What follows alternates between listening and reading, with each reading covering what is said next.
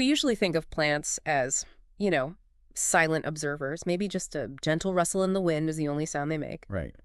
But what if there's this whole secret world of plant acoustics happening, just, beyond what we can actually hear? Get this. Stressed plants actually talk to the air. That's right, yeah. And it's not just speculation or some fringe idea. This is actually coming from solid science. Yeah. There's a study published in Cell back in 2023 by Itzhak, Khait, and his team. And our deep dive today is really into their paper, which was called Sounds Emitted by Plants Under Stress Are Airborne and Informative. Airborne and informative. So they make sounds, and the sounds mean something. Exactly. We're going to unpack how they discovered that plants under stress send out these ultrasonic sounds. Ultrasonic, like a dog whistle kind of thing. Too high for us. Precisely. Way above human hearing. And the key thing is, these sounds can actually tell us a surprising amount about what's going on with the plant itself. And to make it even more interesting, I know this research used the Plant-Ditech platform. That's some pretty sophisticated tech, right, for looking into plant physiology? It is, yeah. It gives a really deep look into what these plants are actually experiencing physiologically, which, as we'll see, connects really nicely with the sounds they recorded. Okay, great. So let's dig in. This whole idea of plants making airborne sounds, where did that come from? Was there earlier work? Well, yeah, there's previous research that looked more at vibrations inside the plant. Okay, within the structure itself. Right. Specifically, something called cavitation happening in the xylem. You can think of the xylem as like the plant's plumbing system, right? So when a plant gets stressed, particularly from lack of water, tiny air bubbles can form and then collapse in these water transport tubes. And that collapse creates a little vibration, like a tiny pop or click. But this study went further. Exactly. What this study did differently was ask, okay, we know about these internal vibrations, but could they, or maybe some other process, actually lead to sounds being emitted out into the air? Yeah. Sounds we could potentially pick up with a microphone. Right, and their setup for testing this sounds really careful, really controlled. Tell us about this acoustic box they used. Yeah, they're very meticulous. They designed this special acoustic box, basically a chamber, to minimize any outside noise interference or echoes. Really quiet inside. Makes sense. And inside this box, they put tomato and tobacco plants, and they subjected them to different kinds of stress. So some plants were deprived of water, that's the drought simulation, and others, they actually cut the stems. Mimic an injury, I guess. Right, like physical damage. And crucially, each plant had not one, but two very, very sensitive microphones pointed right at its stem. Two? Why two? Well, it was a clever way to be more certain they were capturing actual sounds from the plant and not just some random electrical noise or a blip in one microphone.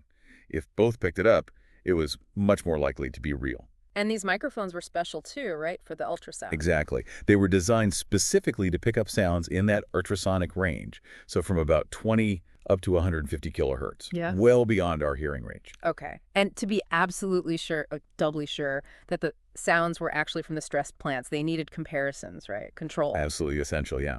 They had several control groups. There was what they called a self-control, where they recorded the plant before applying any stress, just baseline. Okay. Then a neighbor control, healthy, unstressed plants sitting in the same box as the stressed ones, just to see if there was any effect. And they even had a pot control, just a pot with soil, no plant at all. Okay, so what happened?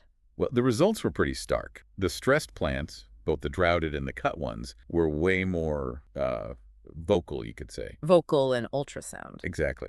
Emitting dozens of these little clicking or popping sounds per hour, whereas the control groups, the unstressed plants, the empty pot, they produce hardly any sound at all. Less than one per hour, typically. Wow. And that pot control. Completely silent over hours and hours of recording. So that really nails it down. The stress seems to be the trigger. It strongly suggested, yeah, that the sounds were indeed coming from the stressed plants themselves. Okay, so even though we can't hear them, these ultrasonic plant voices, what were they like? Did they have different characteristics, signatures? Yeah, the researchers analyzed these emissions really carefully. They looked at things like how loud they were, the peak intensity. A drought-stressed tomato, for example, could reach over 60 decibels. Sound pressure level measured just 10 centimeters away. That's actually quite loud for such a small source. Yeah, surprisingly loud. And they also look at the frequencies, the pitch of the sounds. And interestingly, these varied. They depended on the type of stress drought versus cutting, and even the species of plant. Ah, so a thirsty tomato sounded different from a cut tomato. Yes, and a thirsty tomato sounded different from a thirsty tobacco plant. Their paper has some really cool figures, 1C and 1D, I think, that actually visualize these different sound profiles. You can sort of see the patterns. Okay, different sound signatures. And this is where the tech gets even cooler, right? They didn't just listen. They used machine learning to analyze these patterns. Exactly. This is a really key part of the study. You can think of them as like super trained digital listeners. Okay. Specifically, they trained something called an SVM model combined with a technique called a scattering network to see if the computer could learn to identify the plant's condition. Just from the sound. Just from the sound alone. Could it tell if the plant was suffering from drought or if it had been cut? And could it even tell if it was listening to a tomato or a tobacco plant? And could it? Yeah, with pretty impressive accuracy, actually. Over 70% for classifying both the stress type and the plant species. 70% just by listening to these ultrasonic clicks. Right. And that's really significant because it strongly indicates these aren't just random biological noises. The sounds actually contain information about the plant state. They're informative. Okay, so that's fascinating in the controlled lab setting, the quiet box. But, the real world isn't like that. What about a greenhouse? Full of fans, dripping water, all sorts of background noise. Could they possibly detect these sounds there? That's a critical question, yeah. And they tackled it head on. It's one thing in a quiet box, quite another in a noisy greenhouse. Right. So first they went into an empty greenhouse and just recorded all the ambient sounds, fans, pumps, whatever was making noise. They built up a sound library of typical greenhouse background noise. Okay, baseline noise profile. Exactly. Then they trained another type of machine learning model, this time a convolutional neural network, a CNN. These are really good at pattern recognition, like in images or sound. Okay. They trained this CNN to learn the difference between the ultrasonic sounds they recorded from the drought-stressed tomatoes back in the quiet acoustic box and all those background noises from the empty greenhouse. So basically teaching the computer, this is plant stress sound, this is just greenhouse racket. Precisely. And the CNN got incredibly good at it. It could distinguish between the two with like 99.7% accuracy. So they had a digital filter, essentially, to block out the noise and listen just for the plant sounds. You got it. A really effective filter. So then they did the experiment. They put tomato plants in the greenhouse, let some get dry, kept others watered, and recorded everything. Then they ran those recordings through their trained CNN filter. And what did they find? Did the sounds correlate with the plant's condition in the real-world setting? They did. They found a clear link. By counting how many of these filtered, identified plant sounds occurred within an hour of recording, they could tell the difference between the dry, stressed tomato plants and the well-watered ones, with about 84% accuracy. 84%. Even with all the background noise being filtered out, that's pretty convincing. It really shows the potential for this to work outside of a perfectly controlled lab. And they didn't just look at a single point in time, right? I remember reading about a longer experiment they did. That's right. They took it a step further. They monitored 23 tomato plants continuously for 9 days without watering them. Yeah. All the while recording sounds and also measuring the actual water content in the soil. 9 days of drying out, what pattern emerged? A really interesting one. When the plants were first put in and were well watered, they made very few sounds, as you'd expect. Okay. But as the soil started to dry out over the next, say, 4 to 5 days, the number of sounds the plants emitted increased significantly. They got more talkative. More stress, more sound. Makes sense. But then, interestingly, as the plants became really, really severely dehydrated towards the end of the 9 days, the sound emissions actually started to decrease again. Why would that be? Too weak to make noise? That's one possibility. Maybe the cavitation process slows down or stops when the xylem is completely embolized, full of air. But it resulted in this kind of rise and fall pattern over the whole dehydration period. And they also noticed a daily pattern. More sounds tended to occur in the morning and then again in the afternoon. Fewer sounds in the middle of the day and at night. Any ideas why? They suggest it might be related to stomatal conductance.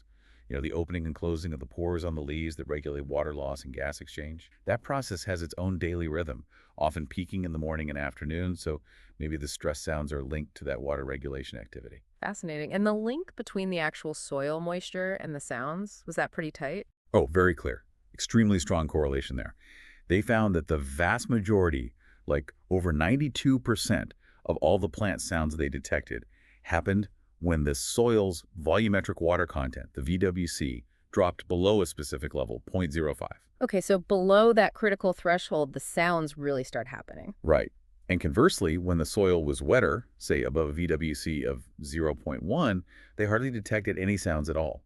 It's shown really clearly in their Figure 3C. Wow, so it's a pretty reliable indicator of hitting a certain level of water stress. It seems to be.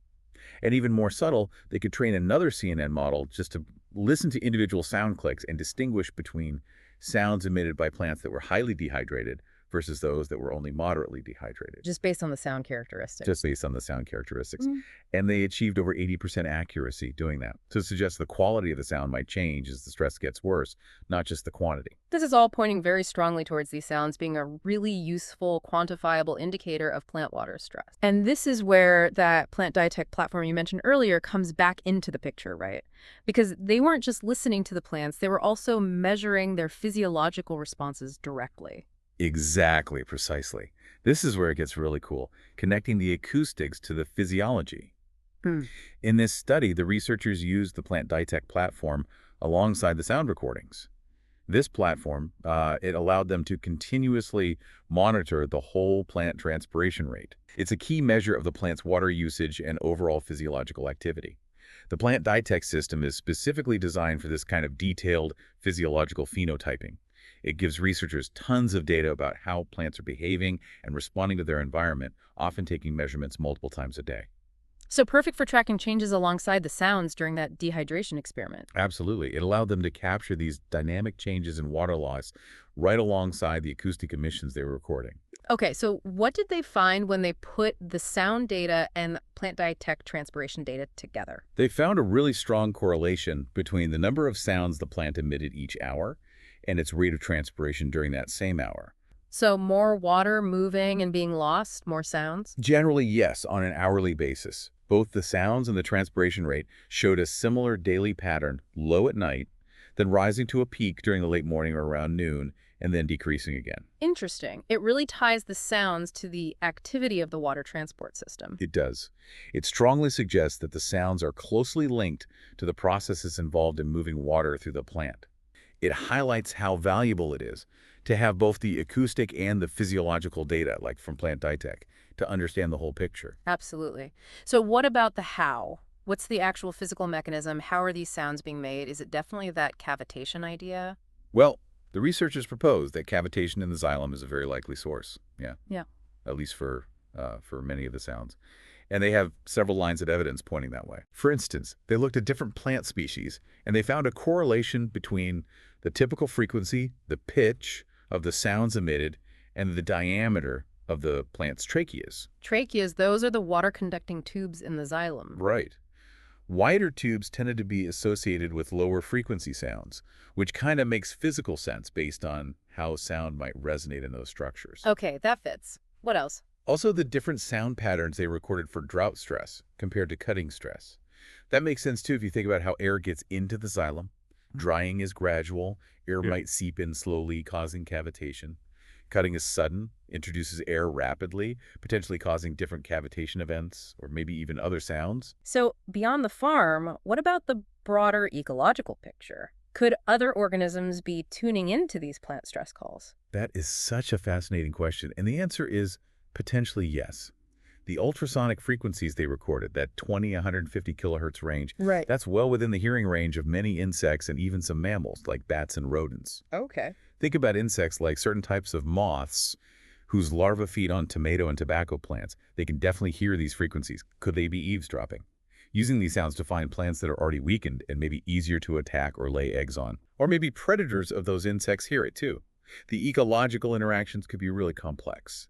And then there's the idea of plant-to-plant communication. Plants listening to each other. Well, we already know plants respond to environmental cues, light, chemicals.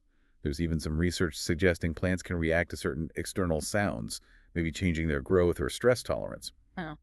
So the question raised by this study is, could they also be responding somehow to the stress sounds being emitted by their neighbors? Like a nearby plant starts screaming ultrasonically because it's dry, and the plant next to it detects that and maybe starts conserving water preemptively. It's speculative at this point, but it's an absolutely intriguing possibility, isn't it? It opens up this whole potential dimension of plant interaction that we've been largely unaware of because it's happening outside our own sensory range. Okay.